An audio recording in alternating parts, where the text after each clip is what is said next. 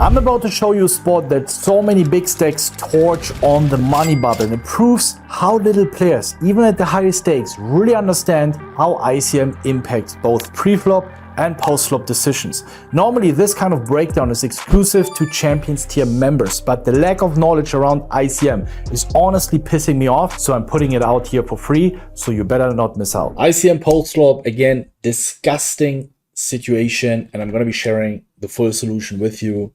We're in a money bubble.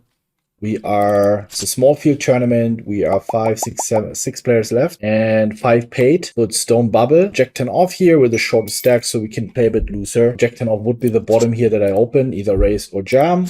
My opponent decides to call. 10, 6, 8. We can jam. I think it's fine. Decided to call. From my experience, people in these kind of situations are becoming way too loose and are over bluffing too much. So here I'm sacrificing the fact that my hand is probably always a jam in theory. I think we're going to look into it, but I think I will make more money with a call because I think on later streets, turn and river, I will have a hand that I can call down with that my opponent's just going to blast it off with a hand he's not supposed to blast it off. 10, 7, 8. He continues betting. I think we still call here, and then river, he decides to jam.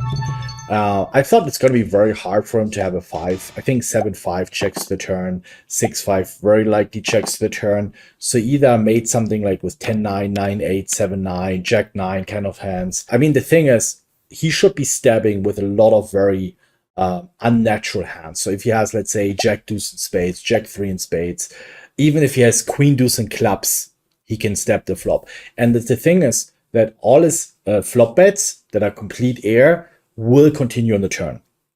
So it's very easy to overbluff the spot. If he has a 4, he's bluffing as well, right? So it's like King 4, King 3, King Deuce, offsuited and suited combos. He's very likely defending all the offsuited King X hands. Then the suited Queen X hands, Queen 3, Queen Deuce, Queen 4. And then Queen Jacks, obviously, very natural hand to bluff with. Also the 9X, I would think that something like 8-9 would often just check the flop, but decided to hero call, obviously very consistent here. That's how I perceive people these days.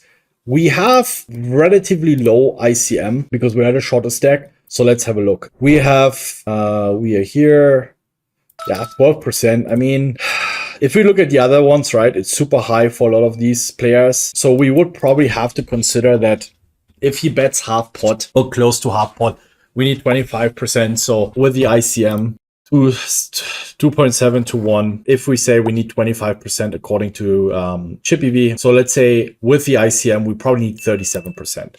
So he needs to bluff around every third time for me to be break even at least with ICM, which I think is definitely possible. It's not even close. But let's have a look first pre-flop. As you can see in ICM, Jack 10 off is mostly a jam, but also a little bit of a raise. I think it's both fine. So we want to have a look how the blinds are reacting against the min raise to make our decision whether we want to jam or min raise.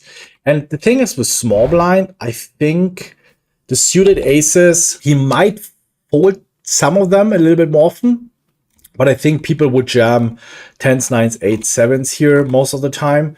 So kind of equalize each other. Yeah, I think this is also realistic. I mean, he's 3-betting to be committed. So you can fold if big blind jams, right? Maybe jam some King Jack, King 10 suited as well. I don't know. And maybe the small blind strategy is going to be a little more aggressive, to be honest, against my min raise, but slightly. But what makes me happy to find this min raise is, again, the big blind strategy. As you can see, it's very unrealistic, right? He's supposed to jam 33% of the time, which is not happening. Also, and that's why I decided to min raise. I know, okay, my min raise is going to be more EV. He defended a fucking 9-6 off here. Right, it just shows you that's why I decided to min raise, because I know whether when I make plays and put them in uncomfortable situations to play against this min raise off in 11-bit big blind stack. I don't know why people don't study these spots, don't look into it, right? My range is so polarized, it's so strong. What do you want to do? Yeah, you're the big stack. But we have just seen that you still have a little bit of ICM impact of 3% here. Even at Chippy V, it's probably not a good defense. So that's just torching. I mean, we see my min raising rate. What do you want to do with 9-6 off against this range of blue hands here? It's crazy. But you see people doing this in a fucking 5K on the money bubble, which you shouldn't be doing these blunders. 3 pips off is crazy. This should not happen. So that's why I think if I get him to call hands like 9-6 off and 10-7 off and 10-8 off and maybe a 9-3 suited, and he's not jamming these off-suited king X hands that I have good equity against, fantastic. DV for me, min raising this, absolutely insane. Now let's have a look post-flop, if he should have any leads. Yeah, we see that here. This is again what I mean. It's just people fucking it up. Yeah, he can have some leads. You know, it's like, it's not a terrible board for him. So with his lead on this board, it's like, what are we really trying to accomplish? We still have these suited a6 that connect from time to time. We have overcards in the flush draw, overpair. Like, which hand folds against one? It's ace deuce off and ace 3 off without a diamond. Everything else connected. So your range is just not so good on this board against our range. He just sees, oh, it would be better on 4, 5, 6, you know, but like 10 high, our king 10, queen 10 improve, jack 10 connect. We have a middle pair with our king 8s, queen 8s, king 9 has a gotcha and overcard, it's not folding. So that's why it continues only mostly with this sizing. But when we look into the grid, we see, sorry, it solves for multiple sizings. But even if we have a small 1/3, doesn't like it. And now the problem is that how we're going to solve it. That's also a good lesson for you guys. Use logic. Use logic. And what do you think people are going to be doing most of the time? I mean, against the bigger sizing, we probably just, I mean, actually we call jack 10 off still. Let's play it through. Okay. Let's see. We call turn. I mean, that's the best turn for him, right? The 9 or the 7. The king high bluff's going to be his most natural bluffs. Right, if he has king 3 in clubs or whatever shit. Jack 3, jack deuce. We can just go to the river and just look for the jack 10. It's really hard to analyze the spot with GTO, but you see that happens a lot. You're going to be in trees, in situations where the solver is not giving you a solution. It's better to always practice your exploitative game so you can solve these spots better. To think about the game. Think about the hand that you have and what your opponent is likely doing. You're going to do a lot of mistakes, but you're going to do less mistakes than if you would try to desperately solve this with GTO. Not a surprise that jack 10 is a bluff catcher. And here's the thing. I make my decision and you have to be consistent. And sometimes your consistent thought process doesn't mean it's going to win you the hand.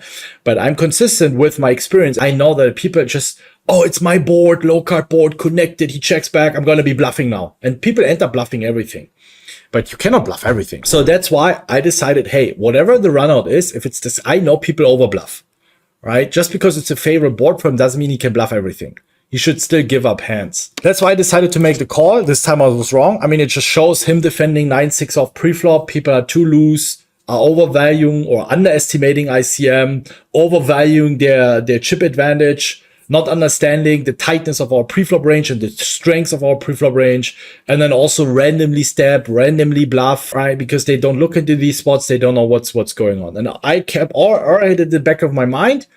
I think I got him to play a pot with a very weak hand.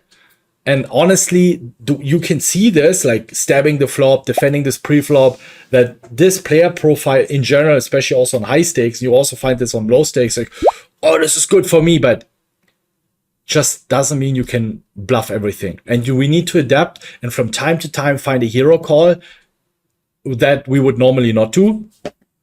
And sometimes you still be wrong, right? He gets there with his gut shot, okay, whatever. And even with ICM, we see that, yeah, hero calling jack 10 on this straight turn is not terrible. Again, if I play against, I know this guy is a nit, I would fold, okay? I would fold. But knowing, all right, this guy is capable and, you know, you might beat them on low stakes, mid stakes. Usually, you always want to fold in these kind of situations. But sometimes now, especially the way the meta is evolving in 2025, people like to be way too aggressive and way too bluff heavy in these middling connected boards, especially when you have a weak range, you perceive don't connect with this board.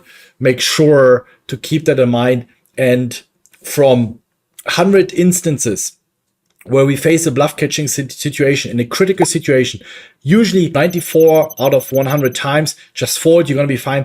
But I still want to show you those situations. It's very profitable or decently profitable to make a hero call. I mean, to be honest here, I'm the shortest stack anyway. It's not like I will make it in the money very often, you know. And also what you need to accept is, yeah, I could have jammed pre-flop. I would have won the hand. Do I make more money long term? No, I won't. I could have jammed the flop, but he could have also blasted off the river with a random hand. And I made money with, you know, a top pair and doubled up. I had these situations a lot of the times.